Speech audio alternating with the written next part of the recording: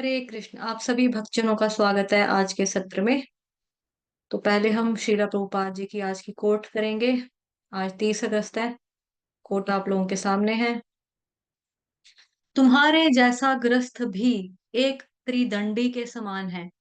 चूंकि तुमने अपना सर्वस्व न्यौछावर कर दिया है, अपना जीवन, अपना परिवार, अपनी संतान, तो तुम भी निश्चित रूप से त्रिदंडी सन्यासी हो। इस भावना को गंभीरता और निष्ठा से जारी रखो, और तब ग्रस्त की वेशभूषा में रहते हुए भी तुम सन्यासी रहोगे। जगत गुरु श्री प्रभुपाद की जय। अभी श्रीमद् भगवद गीता करेंगे, अध्याय 3, जिसका नाम है कर्म योग, और श्लोक संख्या आज है 33। सदृशै चेष्टते स्वस्या प्रकृतेर्ज्ञानवानपि प्रकृतिं यान्ति भूतानि निग्रह किं करिष्यति। अनुवाद। ज्ञानी पुरुष भी अपनी प्रकृति के अनुसार कार्य करता है, क्योंकि सभी प्राणी तीनों गुणों से प्राप्त अपनी प्रकृति का ही अनुसरण करते हैं। भला दमन से क्या हो सकता है। तात्पर्य। जगत गुरु शील प्रभुपाद द्वारा शील प्रभुपाद की जय। कृष्ण भावनामृत के दिव्य पद पर स्थित हुए बिना प्रकृति के गुणों के प्रभाव से मुक्त नहीं हुआ जा सकता। जैसा कि स्वयं भगवान ने 7वें अध्याय में, यानी कि श्लोक संख्या 7वें अध्याय का श्लोक संख्या 14 में कहा है। अतः सांसारिक धरातल पर बड़े से बड़े शिक्षित व्यक्ति के लिए केवल सैद्धांतिक ज्ञान से आत्मा को शरीर से पृथक करके माया के बंधन से निकल पाना असंभव है। ऐसे अनेक तथा कथित अध्यात्मवादी हैं जो अपने को विज्ञान में बड़ा चढ़ा मानते हैं, किंतु भीतर भीतर वे पूरी तरह प्रकृति के गुणों के अधीन रहते हैं, जिन्हें जीत पाना कठिन है। ज्ञान की दृष्टि से कोई कितना ही विद्वान क्यों ना हो, किंतु भौतिक प्रकृति की दीर्घकालीन संगति के कारण वह बंधन में रहता है।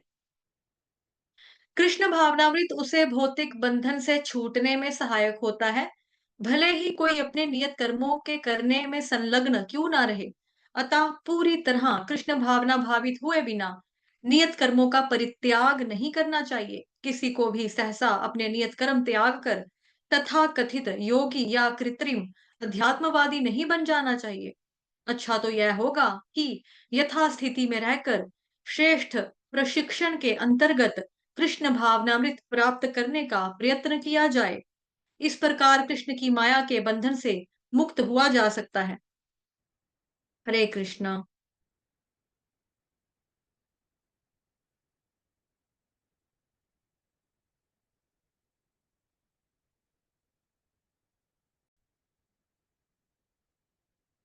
तो अब हर व्यक्ति का अपना अपना स्वभाव होता है, जो उसको प्राप्त हुआ है, जो हमें मिला हुआ है। हमारा स्वभाव है एक, जो हमें मिला है, प्रकृति के 3 गुणों से मिला है, यानी कि सत्वगुण से, रजोगुण से, तमोगुण से मिला है। लेकिन जो भगवान है वो तीनों गुणों से परे हैं। जैसा यहाँ पे रेफरेंस भी दिया है तात्पर्य में, प्रभुपाद जी ने लिखा है यहाँ पे, जैसा कि स्वयं भगवान ने 7वें अध्याय में कौन सा बता रहे हैं यहाँ पे श्लोक, तात्पर्य में 7.14 में कहा है। ठीक है। तो भगवान जो है वो तीनों गुणों से परे है। 7वें अध्याय का जो 14 नंबर का श्लोक है, देवी एषा गुणमयी मम माया दुरत्यया मामेव ये प्रपद्यन्ते माया में ताम तरन्ति ते।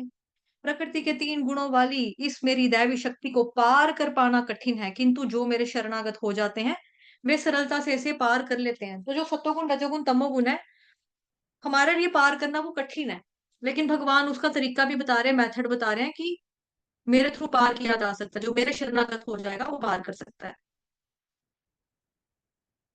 तो ज्ञानी पुरुष भी अपनी प्रकृति के अनुसार कार्य करता है, क्योंकि सभी प्राणी तीनों गुणों से प्राप्त अपनी प्रकृति का ही अनुसरण करता है। भला दमन से क्या हो सकता है। ठीक है जी। तो हम सबका अपना अपना स्वभाव है, प्रकृति के 3 गुण से जो बना हुआ है, सत्वगुण, रजोगुण, तमोगुण।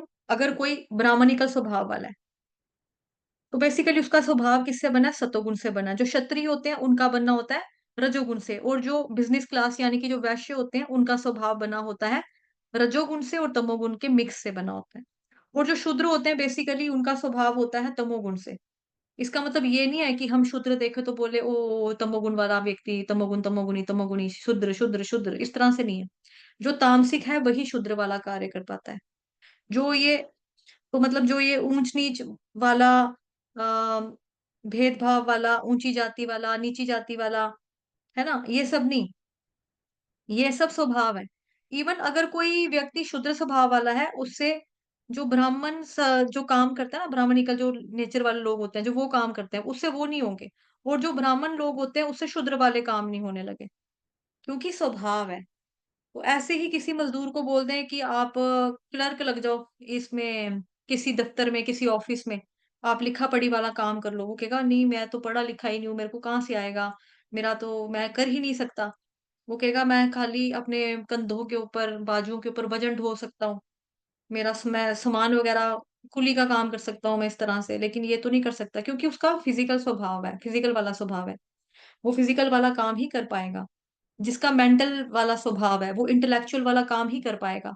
इसीलिए हम सबको हमारे स्वभाव मिले हैं और स्वभाव के अकॉर्डिंगली ही अगर कोई व्यक्ति किसी प्रोफ़ेशन को चुनता है, तो वो खुशी-खुशी वो कार्य कर पाता है बिकॉज़ उसका पैशन होता है। जैसे मान लो किसी का पैशन है टीचिंग करना, तो उसको बिज़नेस में मन नहीं लगेगा, ऐसा होता है।